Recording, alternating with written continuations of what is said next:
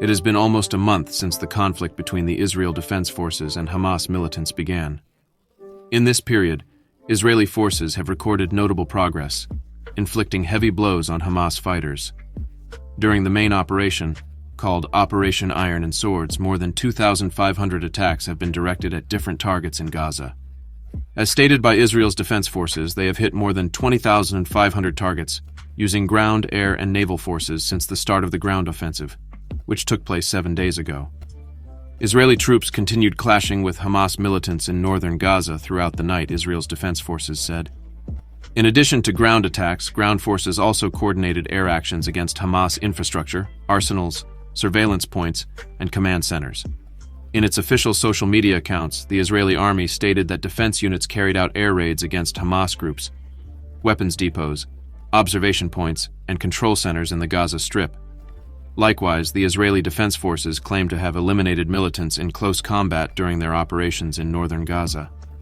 The Israeli military has obtained crucial information about both the offensive and defensive activities of the Al-Qassam brigades.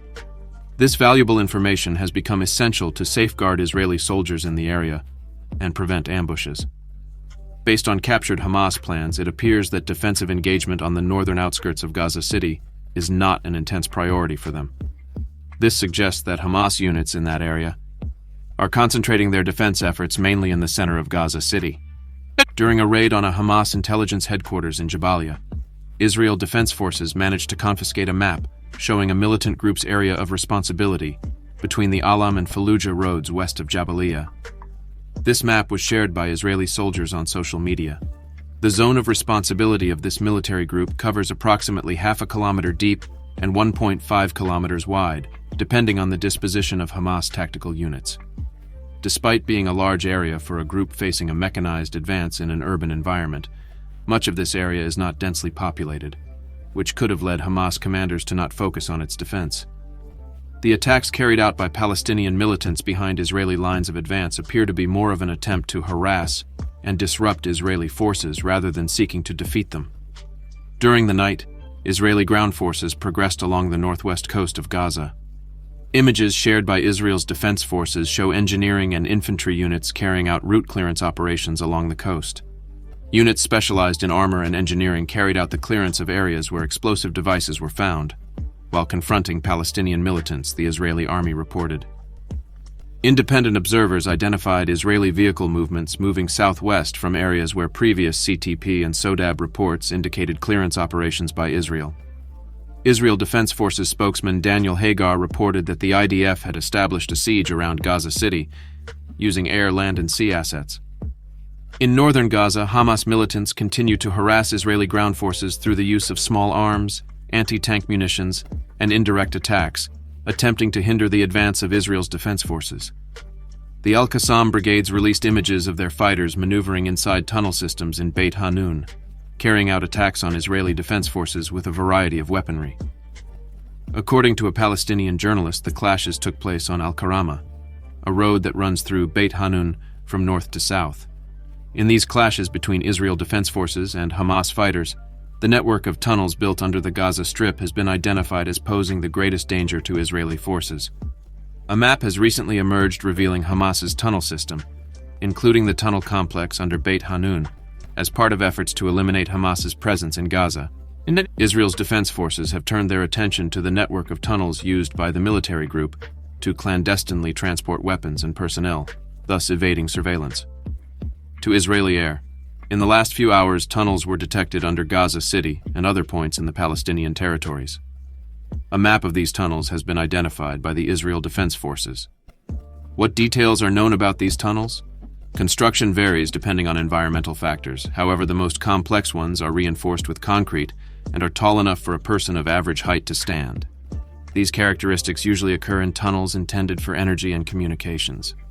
2 months ago, the Israeli army found an underground passage with an entrance 55 meters deep. This structure, stretching for approximately 2 miles, emerges above ground at Ein Hashlosha, an Israeli kibbutz. In 2014, Hamas used this tunnel to attack the Israeli army. The vaulted ceiling of the passageway, made of concrete, has a height of approximately 1.5 meters. Inside, electrical and telephone cables were found, as well as roads to transport goods. What strategic advantage do the tunnels offer Hamas fighters? The intricate tunnels that run through the city of Gaza represent a crucial military asset for Hamas. These passages allow militants to move and hide between structures without being detected. In addition, Hamas has cross-border tunnels used during the kidnapping of Gilad Shalit in 2006. Shalit was freed after 5 years in exchange for more than 1,000 Palestinian and Arab prisoners. The network of tunnels on the border between Egypt and Gaza has been used for years for smuggling, from weapons to goods such as livestock and electronic devices. The materials extracted from these tunnels have been used by Hamas militants to manufacture thousands of rockets, used in the October 7 attack. What was Hamas's original purpose in building these tunnels? Groups of Palestinian workers spent several years and used advanced machinery, along with tons of cement in the meticulous construction of this underground network on Israeli soil. The construction was part of Hamas's plan to strengthen its capacity in the conflict. Israel's defense forces have implemented various strategies to counter the tunnel threat. Over time, Israel has attempted to disrupt the flow of military supplies to Gaza through these underground passages, but its efforts have had no significant impact. For its part, Egypt has attempted to flood the tunnels to cease their use, destroying more than 1,000 passages under the border, with the territory blocked since Hamas took control in 2007. However, these efforts have failed to completely eradicate this underground network. In the ongoing war, Israeli defense forces have attacked tunnels located in Beitan, northern Gaza Strip, as well as underground passages under buildings in Gaza City and the Rafah area. These tunnels are used by Hamas militants to smuggle weapons and equipment, posing a serious threat to the Israeli military, especially due to the ambushes that Hamas can execute, with potential catastrophic consequences for all but elite units.